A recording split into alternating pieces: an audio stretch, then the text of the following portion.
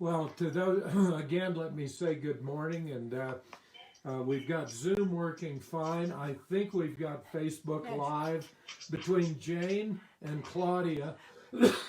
We're online together this morning, and as I was saying, would love to be outside, but the last 3 mornings in the mountains, it's been 38 degrees and sort of threatening rain, so we've chosen to be inside.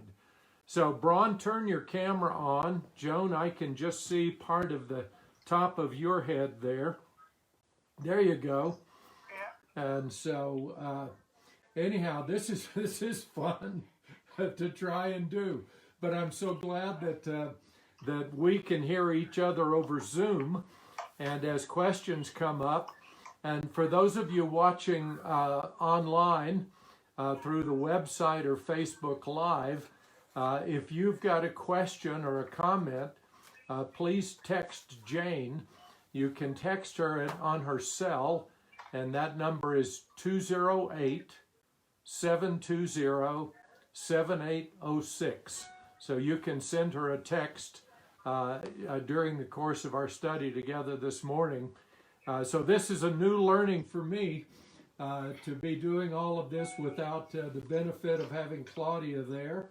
And so I look forward to our working this out, and thanks for your patience. Someone else is, oh, there's Braun, good to see you. And so Braun, I can hear you as well. Good, yeah. And Joan, I can hear you and Eleanor. Okay. Wonderful, wonderful. Well, we are continuing our study of the book of James this morning, and I know those of you who are on Zoom have them, but I hope, I understand there's a group of you in the annex at the chapel watching this morning. I hope you have your notes as well. And I want to begin with the introduction, and first, and the 3 things to talk about in the introduction before we pray together and dig into the text itself is I want us to think about the purpose. Secondly, there's a metaphor to use as we to consider that I hope will make the way James unfolds more clear. And then thirdly, it comes with a warning. Joan, I'm glad this is your favorite book of the New Testament. So consider Thanks. Joan's name when you get the warning, okay? Uh-oh. So let's talk about the purpose of the book together for a few minutes. If you've read the book of James more than once, you recognize that there are a number of important themes that are in the letter. Suffering and testing. Suffering and testing, living in the light of future hope, the centrality of the person of Jesus, one particularly that starts this morning, poverty and wealth, law and grace, wisdom, anger and the tongue, and then prayer.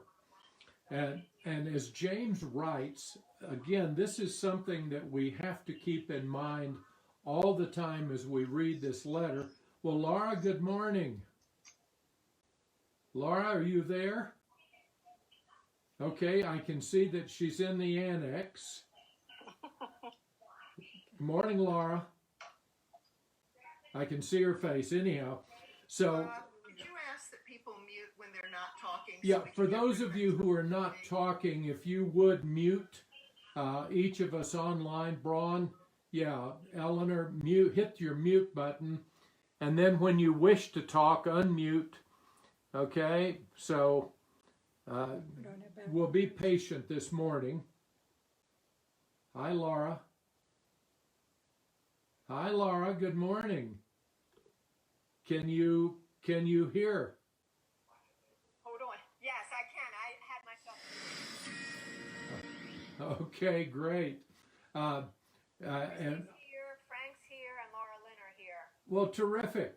We've got a good group. So we're just coming to the second paragraph of the introduction, and right now for those of you on Zoom with me, I'm looking at Laura's face and the ceiling of the annex. It's okay, go. And okay, for those of you live online, thanks for your patience. Okay, I'm in the second paragraph. I'm in the second paragraph of the introduction.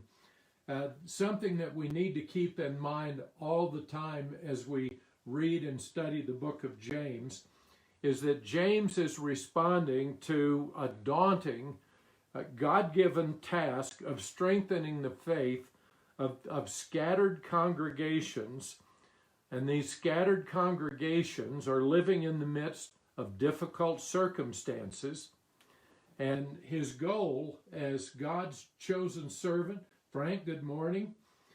His goal as God's chosen servant is to shape the faith and life of these Jesus-believing Jewish brothers and sisters in light of the resurrection of his earthly older brother Jesus, whom he now worships and serves. And if you'll recall, James, when he was alive with his brother, he didn't believe in Jesus. It was after the resurrection that he came to faith. And so understanding that background, each of the themes that we've identified from his letter are going to be rooted in the Hebrew Scriptures, as we would expect. And hopefully this morning, without being ponderous, we're going to trace some of the origins in the respective books from the Tanakh. Now, some of us may not know what the Tanakh is. That's the name for the Hebrew Scriptures, and it stands for the combination of Torah, Nevi'im, which is the prophets, and Ketuvim, which are the writings. And we're going to look at a couple from each of these three. So does understand the purpose? Does that make sense to everybody? If I can't hear you, make your head go like this if you're with me so far. Okay, good. I hope. Now here's a metaphor. Living where we do in the Mountain West, if I were to take you just 70 miles north of us, the headwater of the Salmon River is there, and it is so small, and this is true of many of the headwaters of rivers, it's so small that a toddler could literally step across it. But within a few miles, it begins to form a powerful river. And each of the rivers in turn is part of a system of rivers that west of the Continental Divide converge, and they become part of the mighty Columbia River. Have any of you ever seen the Columbia as it flows between Oregon and Washington? It is a powerful, powerful river, some places a mile wide, and we all remember it if you're lovers of Lewis and Clark, who explored the West. Well, that image, I want to suggest, can be the organizing principle to help us understand the book of James. The first 11 verses of chapter 1 explore the headwaters of each of the themes that James develops. In our first week together, we explored that theme of testing and joy. Then last week together, it was wisdom through prayer. And now this morning, it's one that is poverty and wealth. And in the second half of chapter 1, these streams, following our metaphor, of biblical reflection are going to grow, and they're ultimately going to form the body of the letter, which we'll study in chapter 2, verse 1, through the first part of chapter 5. Are we all together so far? Does that make sense? Okay. The particular river of revealed truth, this particular river, then it converges with all of the other Spirit-inspired writings to form the Holy Scriptures. And together these Scriptures reveal the story of our majestic, holy, and gracious Creator God from the creation of the world through our redemption in Christ, and then finally to the consummation of all things. So this morning, we are exploring the third headwater. Another metaphor would be being in Israel. There are three headwaters of the Jordan River, and each one of those contributes to it. So this third headwater this morning is the theme of poverty and wealth, and it's a river we're going to come back to again in the book of James. So here comes the warning, courtesy of Joan Tichet, because this is her favorite book. The warning is that James is not subtle. Okay? Can I get an amen? Okay, I'm getting amens. He's not subtle, and there are going to be times as we go through this book that you're going to feel like his words are hitting you like a big ball-peen hammer, all right? They will, let me promise, and probably this morning, they will disrupt and they'll challenge our thinking. But let me say that what he writes, as we heard last week, it's something that can be easily distorted. So our task together is to understand as best we can. And what we've said, our best understanding will always be two words. What are those two words? In part, right? So the force of what he writes has the potential, like rivers, to carve out a new channel, a fresh way of yours and my living faithfully with our God as a follower of Jesus in a secularized culture whose dominant values focus on and celebrate success and amassing wealth. Now that includes every one of you that I can see on the screen, and that includes every one of you whom I can't see who are watching live online or through Facebook.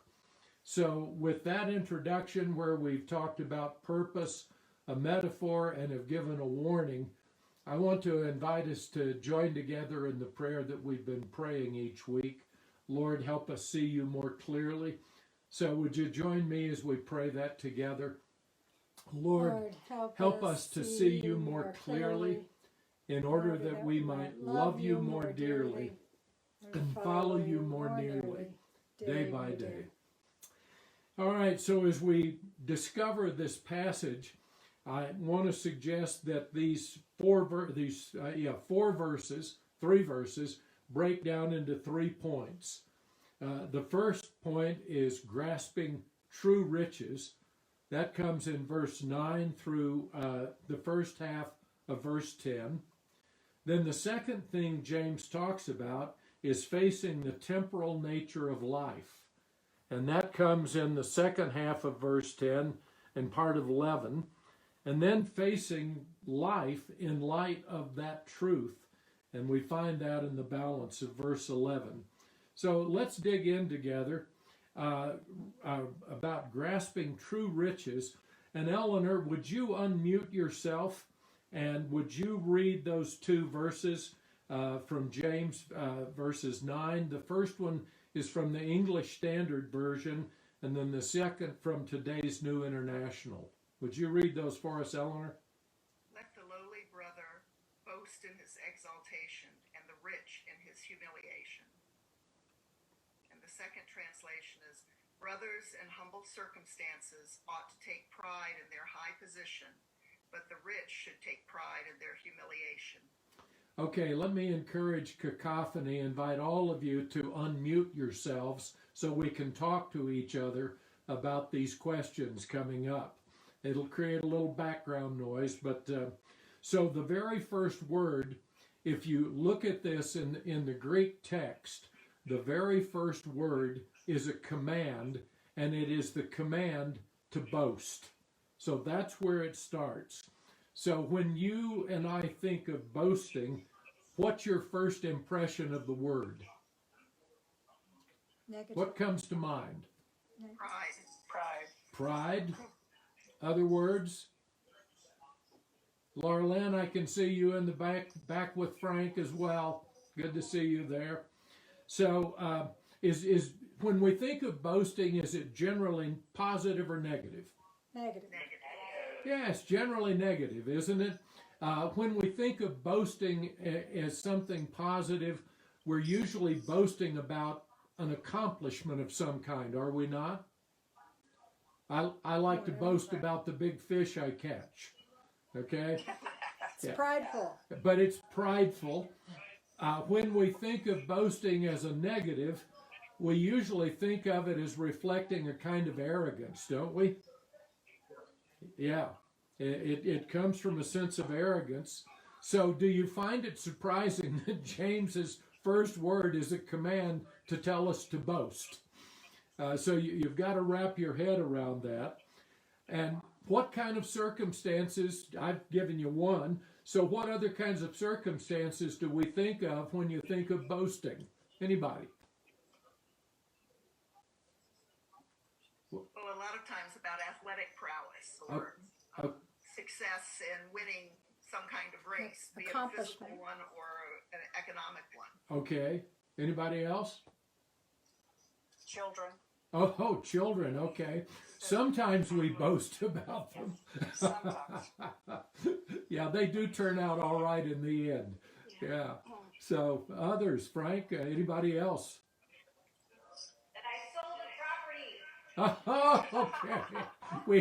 We have a realtor on Zoom this morning who's boasting she sold a property. Thanks be to God. That's great. Yeah. Okay, well let's move on. James tells people in humble circumstances to boast in their exaltation, to boast in their high position. So here's the question.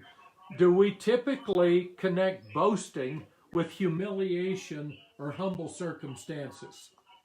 Why or why not? Why not?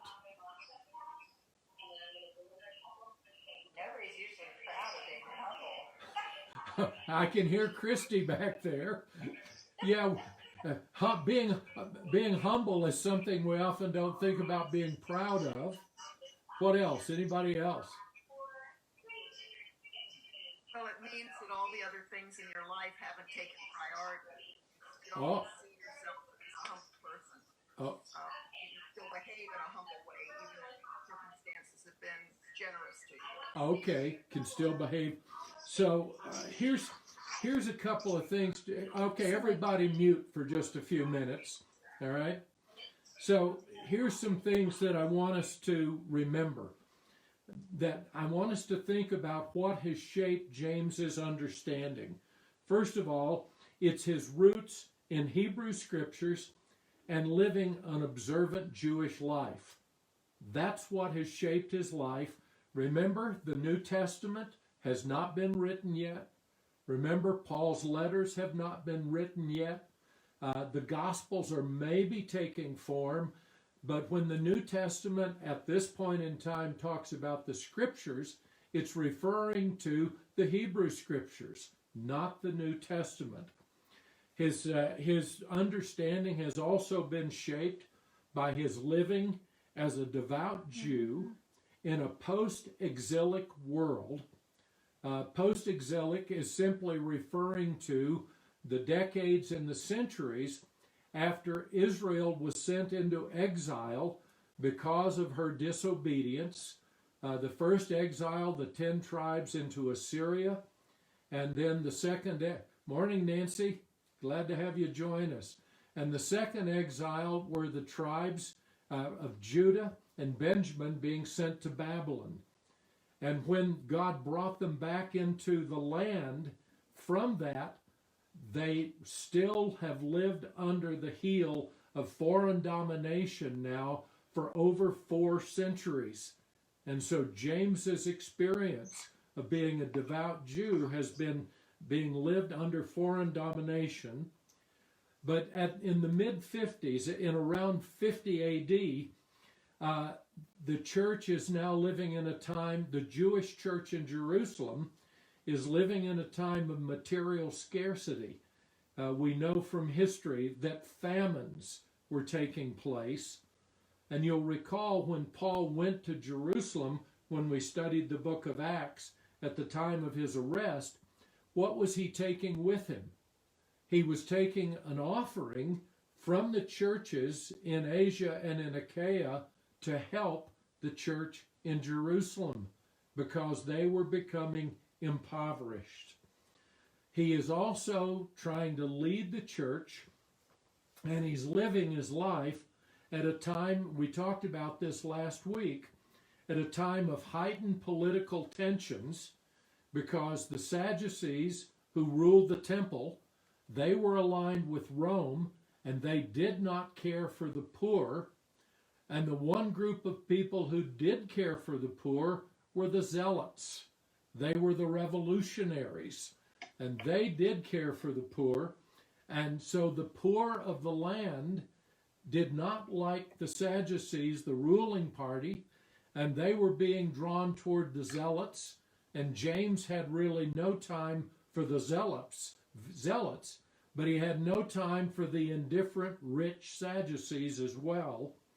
And he was also at this time living in increasing conflict with the Jewish religious authorities who opposed their faith in Jesus, and they were increasingly being marginalized and oppressed by the dominant Jewish culture in Jerusalem. So how was his time a fun time to be living in? Absolutely not. It was full of all kinds of major challenges that these had shaped his life. They had also shaped the lives of the people who were part of the Jesus-believing Jewish church in Jerusalem, as well as those scattered churches throughout the world. So our view, as a consequence then, as a consequence, the early church was composed of people who were mostly what? Rich? Poor. Mostly poor, who were considered, were they at the top of the list to be considered for membership in Ocean Reef? Probably not. They were not. They could not give any references from the good clubs that they belonged to and the other towns where they lived. They were socially unimportant, and when the wealthy elite looked at them, they considered them to be people of great consequence or no consequence. No consequence. So, think about it. How has your view of yourself and my view of myself and our view of our social importance, how has that shaped our sense of place within the social hierarchy that we live in? Unmute yourselves. Let's talk about that together for a minute. How has that view of yourself and your standing in your social hierarchy, how's that shaped your view of yourself? Have you ever thought about that? Not all at once.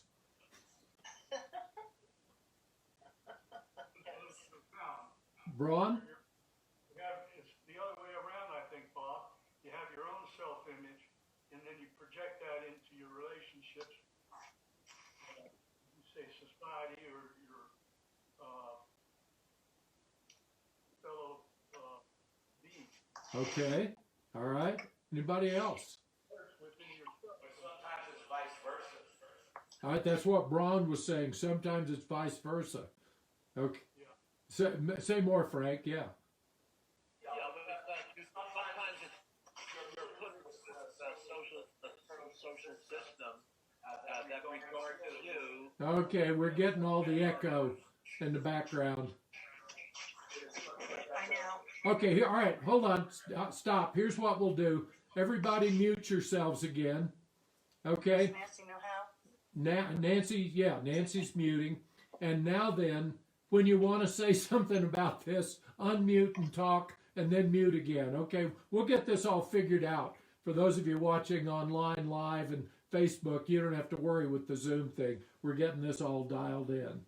Okay, let's move on to the Jewish culture and the Hebrew scriptures, thinking about the way these had formed James' understanding, all right? We've said it was from the Tanakh, first of all. So the first reading is, so thinking about Jewish piety, there's a first century tradition that it was associated with poverty. The very first musical that I ever saw on Broadway was Fiddler on the Roof. Jane took me to see it on our honeymoon in New York. And Zero Mostel was the star, and he was playing Tevi. And his prayer reflected that sense of Jewish piety associated with poverty. And his prayer, of course, was, "If I were a poor man." Is that what he sang to God? No, if I were a what? A rich. If I were a rich man. And that refrain, I think all of us could break into song together. Well, I want us to see that there is a strain that runs throughout Jewish piety that's rooted in the law, it's rooted in the writings, and it's rooted in the prophets. Joan, would you unmute and read the text of Deuteronomy 10:17 through 19 for us, please? For the Lord your God is God of gods and Lord of lords, the great God, mighty and awesome, who shows no partiality and accepts no bribes. He defends the cause of the fatherless and the widow and loves foreigners residing among you, giving them food and clothing. And you are to love those who are foreigners, for yourselves were foreigners in Egypt. Okay. So the key thing out of that text from Deuteronomy, and which part of the Hebrew Scriptures does that come from? It comes from Torah. It comes from the law. And the important thing about God, God shows no what? No partiality. So that means no one, regardless of your social standing, has a leg up on our relationship with God. That has shaped James' thinking as a Jewish person from the time he studied the law when he had his bar mitzvah, if they had bar mitzvahs at that time. Now let's turn to some of the writings from the wisdom literature of Proverbs and the Psalms.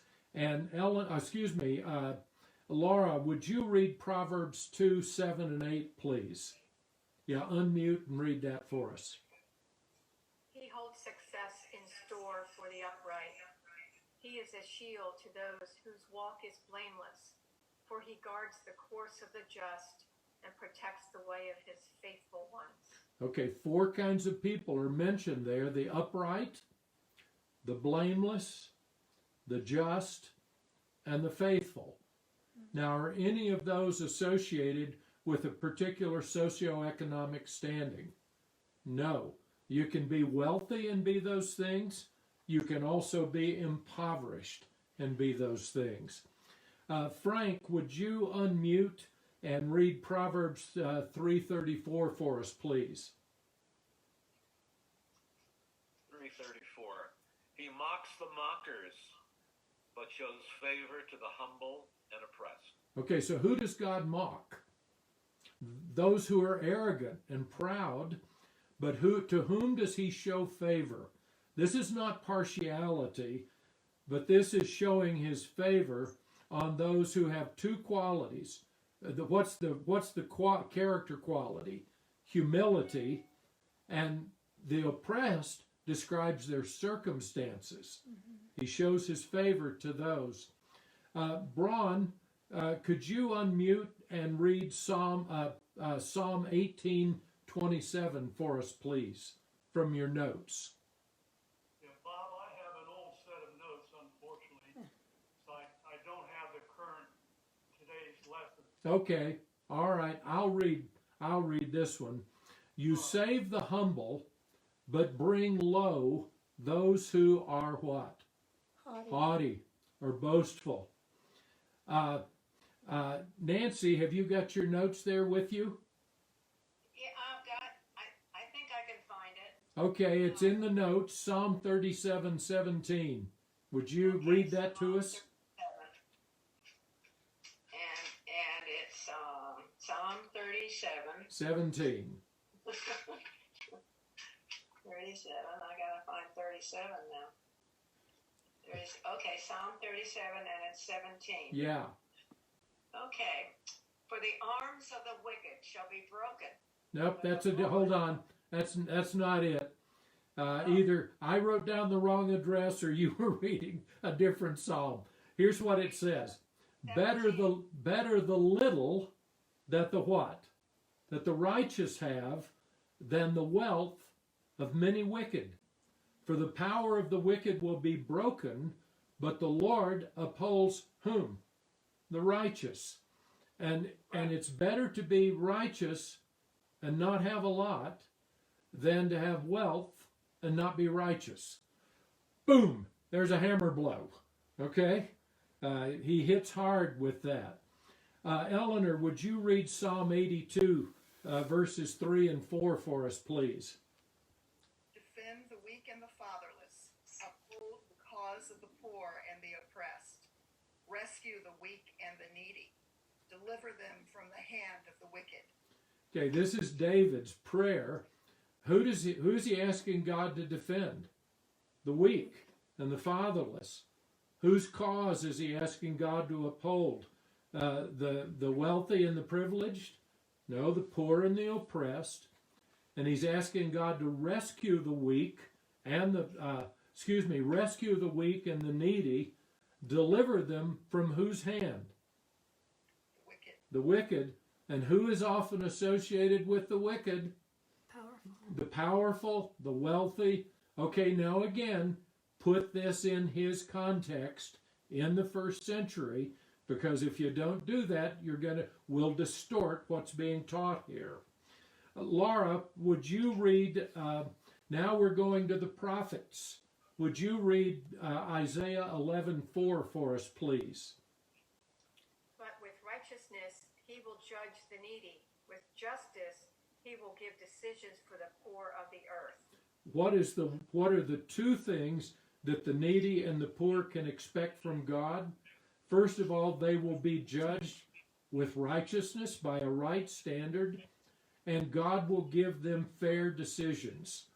Our American system of jurisprudence is the best of all the worst forms, right? But does our American system of jurisprudence give everybody a fair shake? The answer to that question is no. If you can't afford a good lawyer, the one that may be offered to you in the form of a public defender may not give you the right to, or give you access to the kind of justice that you deserve.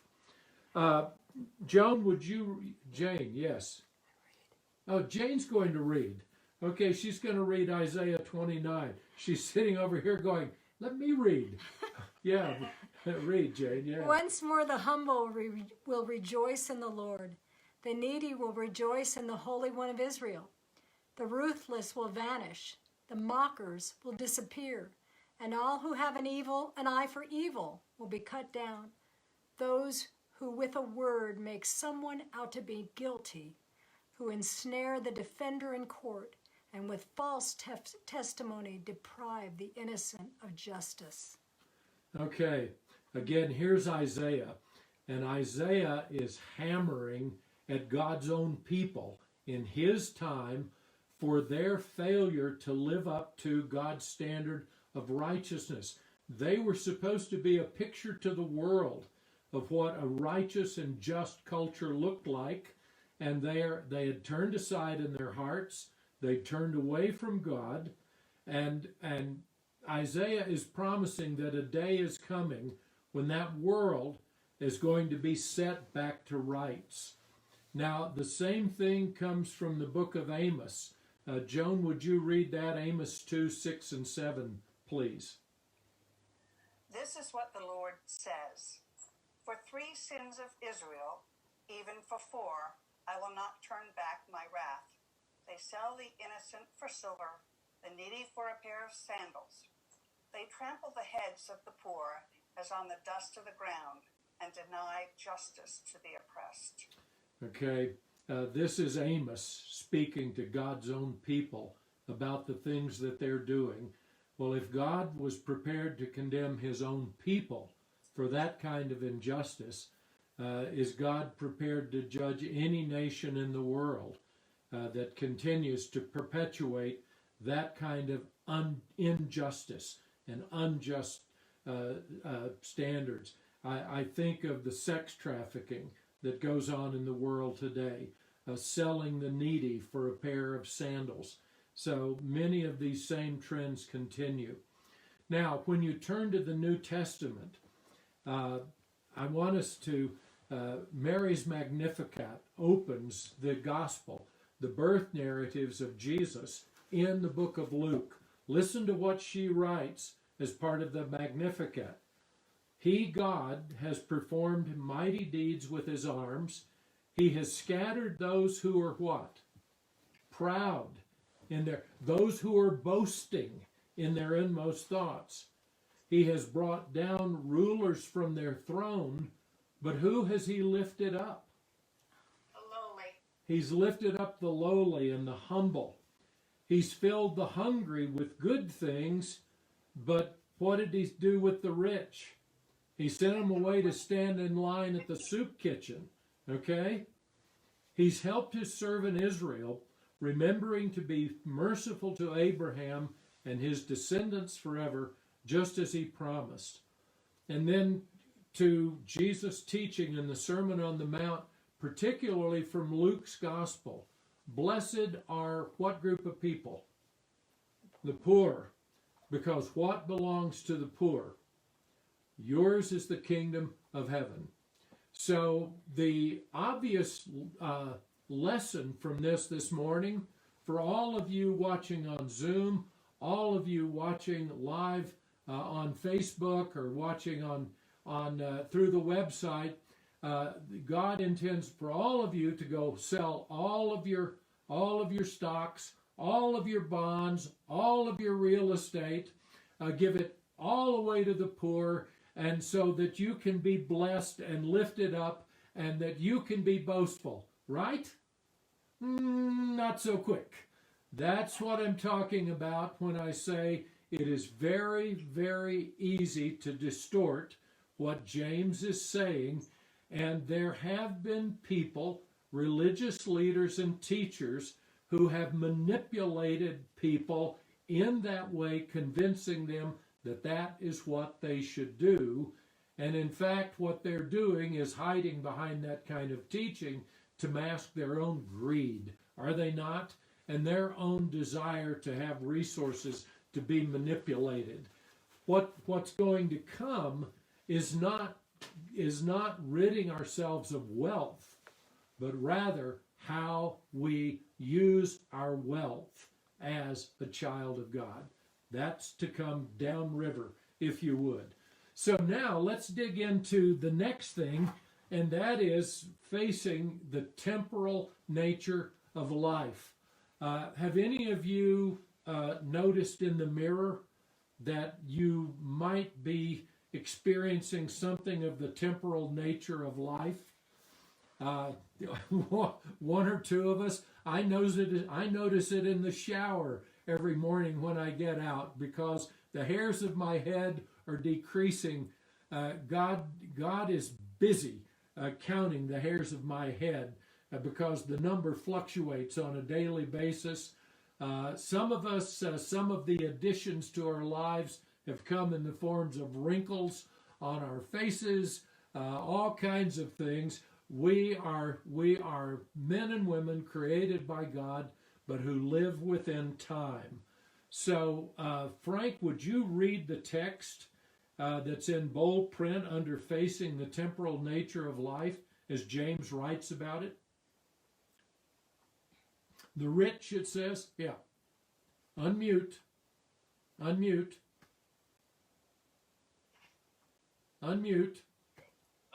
there you go. There you go.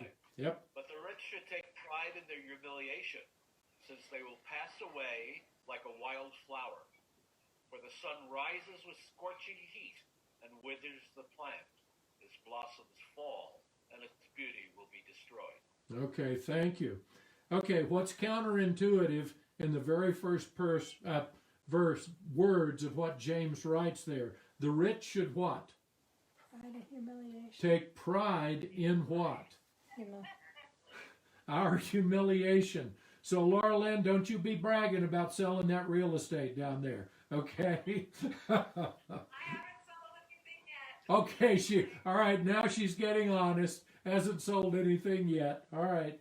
So what are we, okay, would all of the rich watching online through Facebook or on Zoom, would all of the rich raise your hands, please? Come on, get your hands up, because it includes every one of us. It's just a matter of degree, is it not? We're all rich. And what should we do? We should take pride in our humiliation. And why should we take pride in that humiliation? Because here is another hammer blow from James. Joan, you and Steve are facing it right now, every day that you're living in your life. We will pass away like a what? Like a wildflower. Part of what Jane and I love about living in the Mountain West in the summer are the mountain wildflowers. When you first get here in the early part of June, the hillsides are just spectacular. Jane can name them all as we walk, and I just go, aren't they pretty? But by the middle of July, you know what's happened to them? They've wilted. Look at a picture of yourself when you were 8 or 9 years old, when you were 18 or 19, when you were 39 or so, and then compare that to how we look today. The truth of the matter is, We're wilting. we're wilting. Every one of us are wilting, are we not? And the truth is that at some point in our lives, we don't know when, we will pass away. That's one of the, Eleanor, you have grieved the passing of your dear Bob.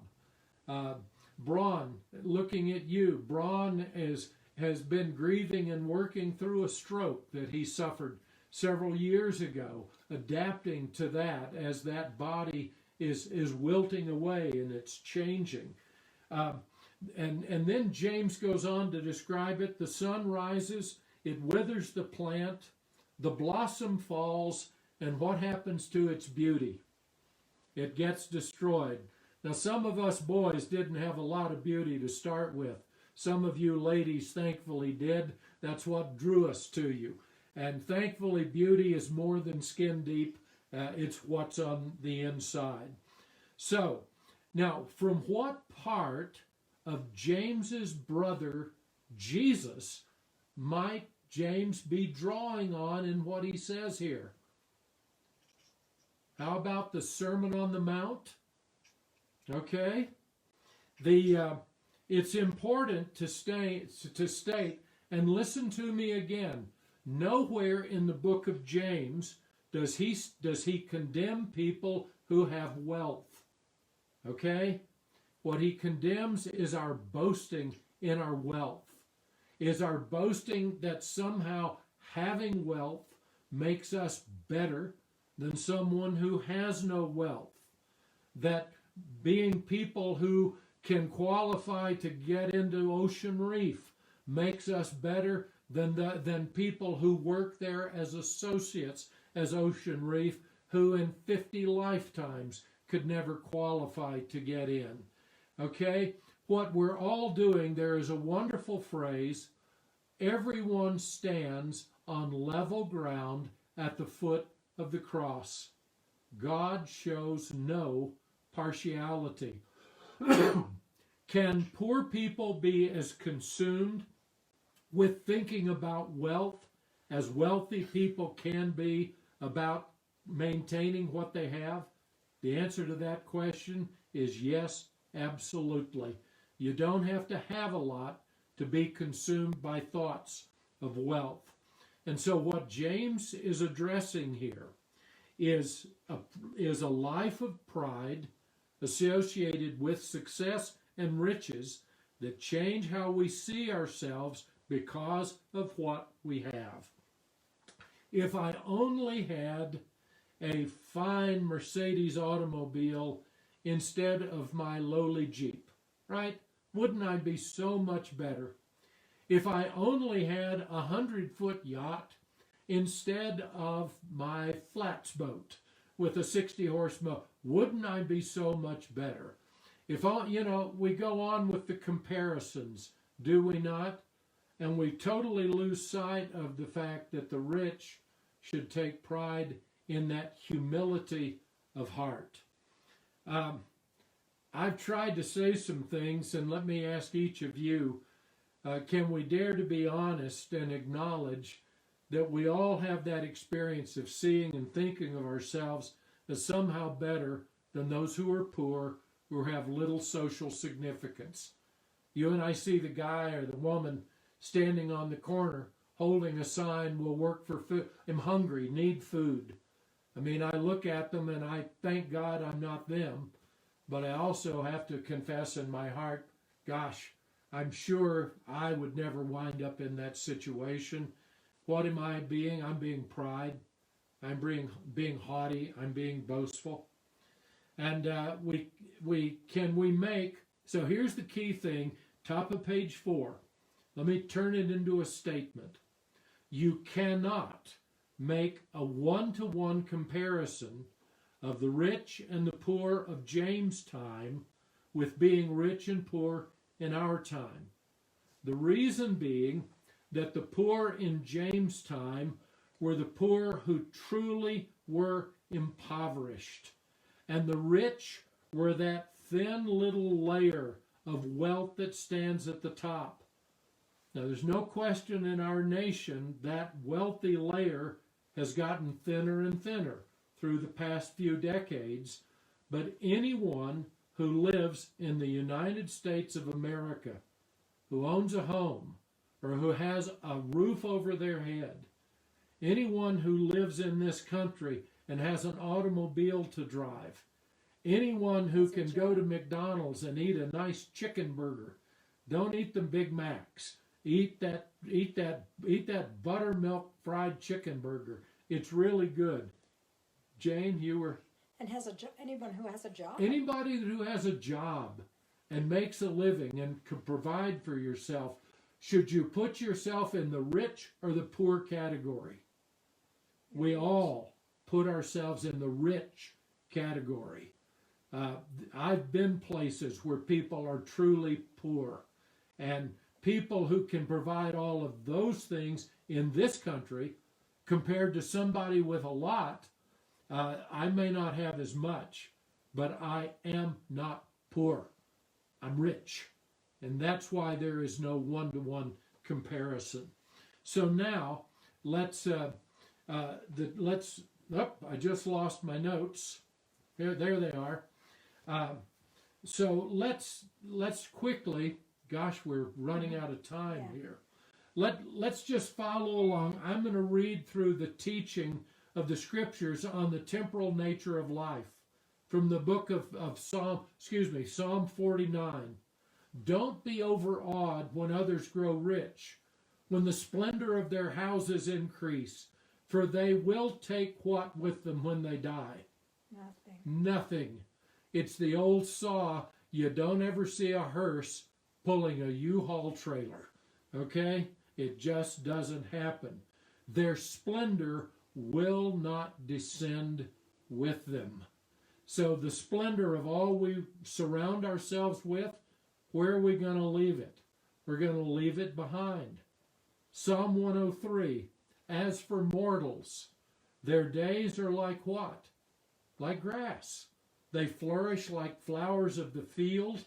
The wind blows over it and it's gone, and its place remembers it no more.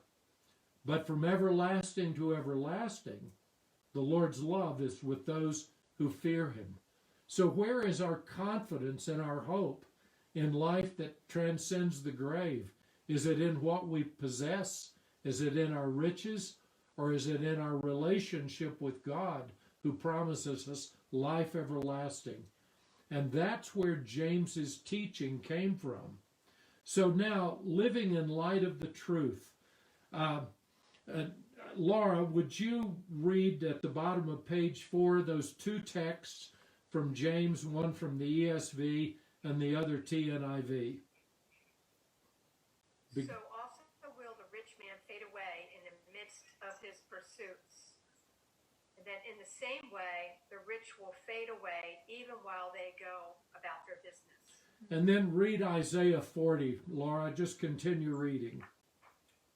The voice says, "Cry out." And I said, "What shall I cry?" All people are like grass, and all human faithfulness is like the flowers of the field. The grass withers and the flowers fall, because the breath of the Lord blows on them. Surely people are grass. The grass withers and the flowers fall, but the word of our God endures forever. Our lives physically are, if you would, like a parenthesis.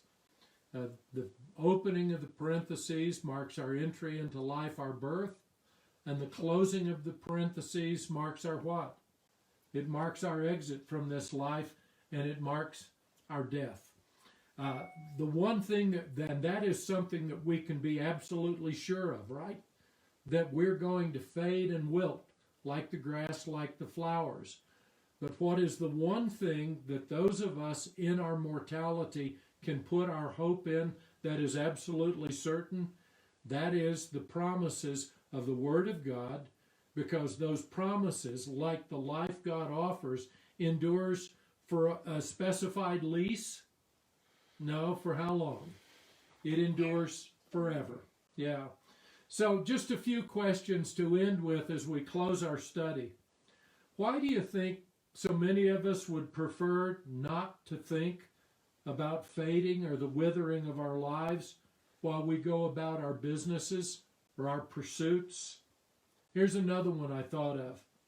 How do you think many of our friends who have not yet embraced faith, how do they experience the reality of the fading or the withering of their life? Denial is not just a river in Egypt, right? Why has Botox? Why has cosmetic surgery?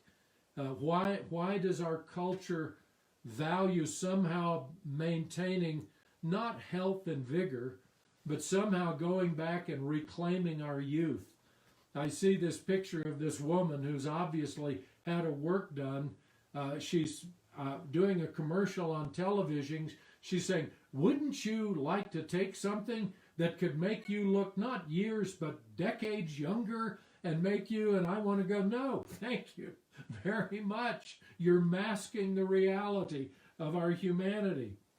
And then I ask this question, and think about it, talk about it among yourselves. Is living in light of that truth, is that maudlin? Does living in light of that lead to a depressive, negative way of life? I want to say absolutely not.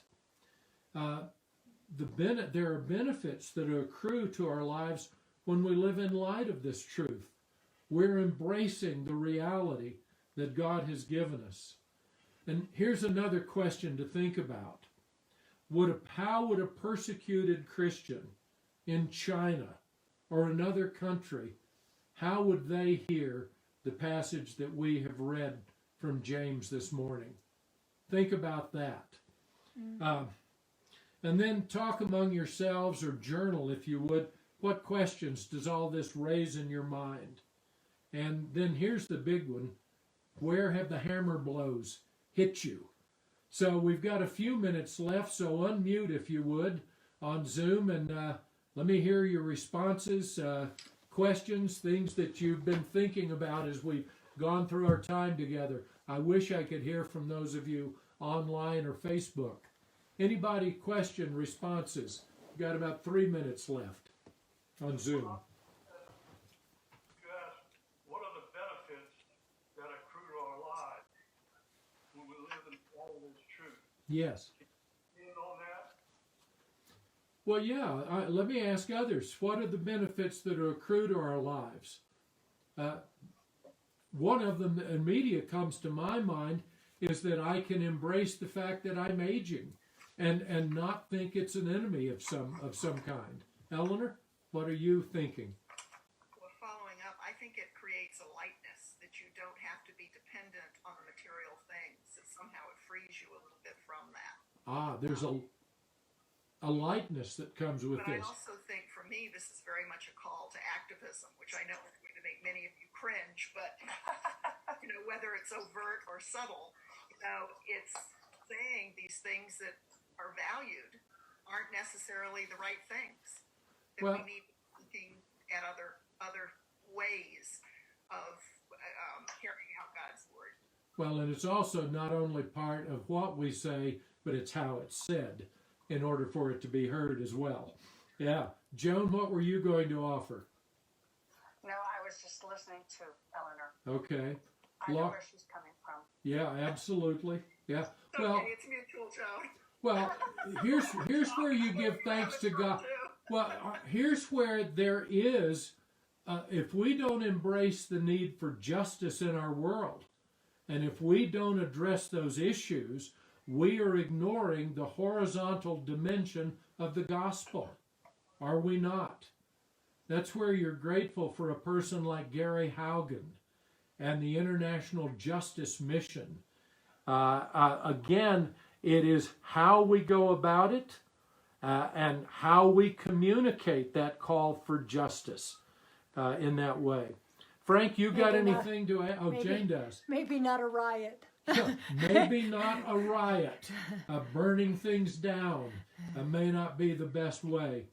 All right, I've got 10:59 Ocean Reef time.